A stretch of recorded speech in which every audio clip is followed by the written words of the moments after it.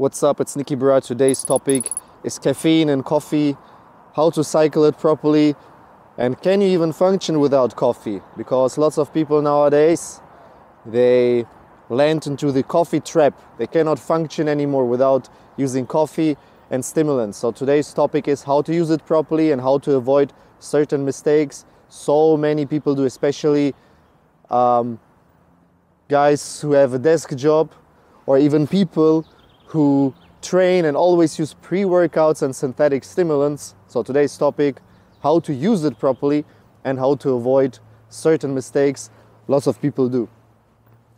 So let's start. Coffee, it's a stimulant, but there are differences. So you can take a synthetic caffeine pill, you can drink a tea, you can drink a coffee, and there are already differences in quality.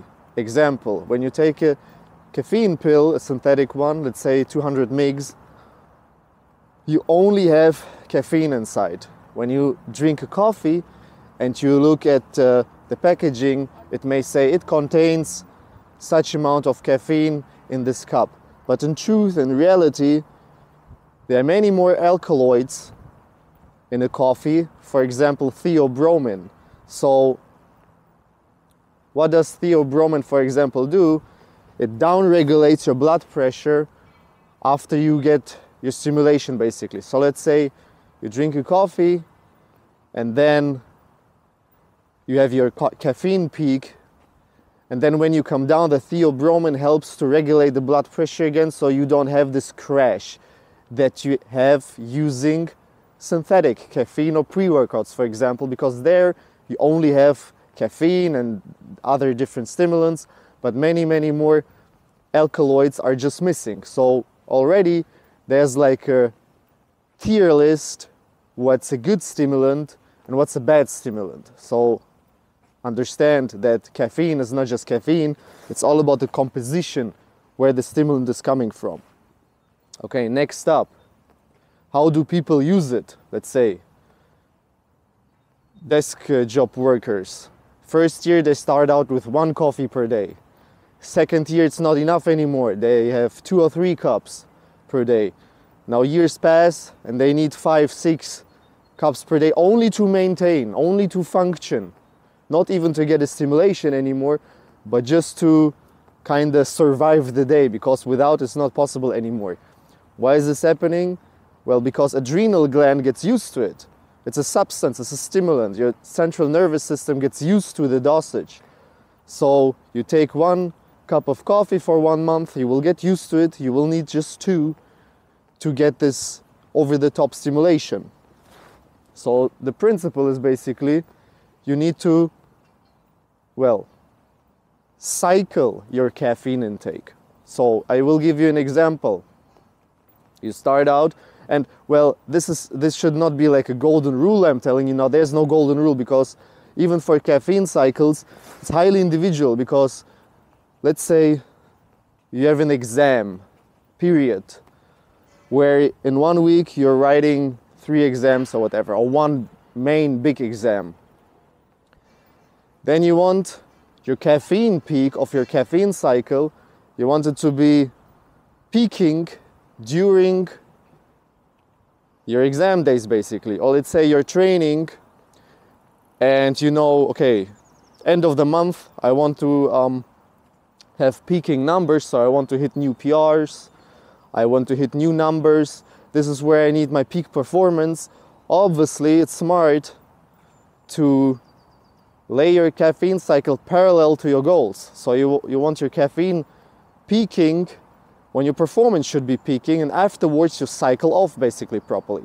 So just an example, like I said, it's highly individual. It needs to be planned, it needs to be executed properly. But let's say you do 1 week of 1 cup of coffee, second week 2 cups of coffee, this is where your peak performance is, and third week you switch from coffee to green tea, you cycle off, and then you do 6 weeks break. Like this, you don't get used to any caffeine, you will have your peak performance, but at the same time, you will recover pretty fast from it. So the next time you need peak performance, you don't need to do grams and milligrams of caffeine or stimulants to kind of get over the dosage you already used to do. So the principle is basically you want to take as little as possible to get maximum effect. Me personally, I never took more than 200 milligrams of caffeine in my life. And when I take 200 milligrams, I feel like freaking Tony Montana. But other people, they need 200 milligrams just to wake up. And obviously it's a substance, it's a chemical substance. So it's not like more is better.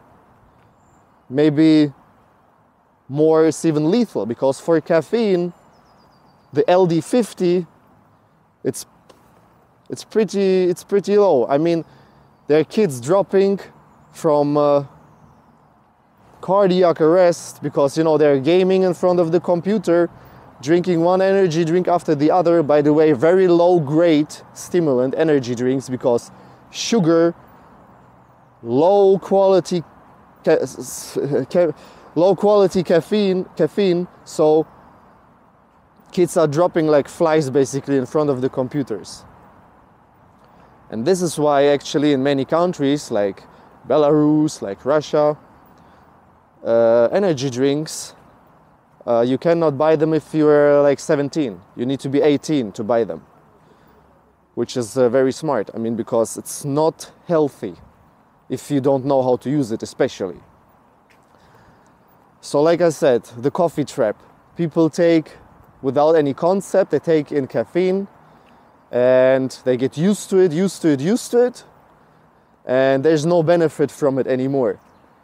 They are just surviving basically.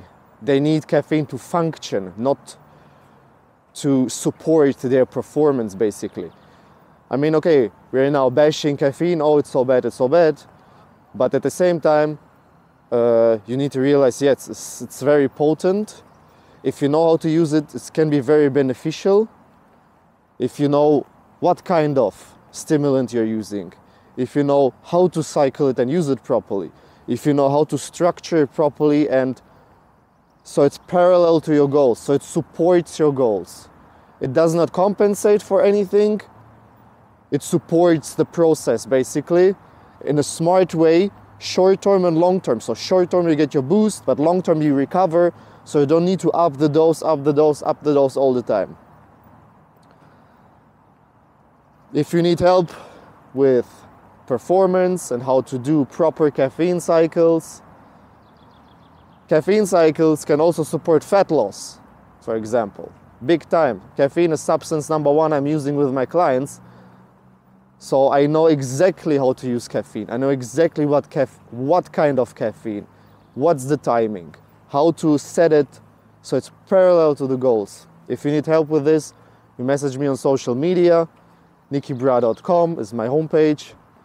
You scroll down, you can leave me a message. You can leave me a message on my social media, NIKIBRAH on Instagram or Facebook.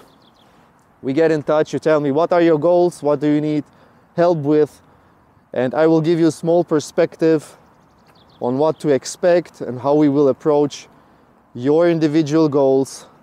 If you're a student, you need help with exams. If you have a desk job and you realize, okay, I'm in a coffee trap, I'm drinking 8 coffee per day now, 4 coffee per day now, 3 coffee per day now. It's already too much. For what performance? For being at a desk job?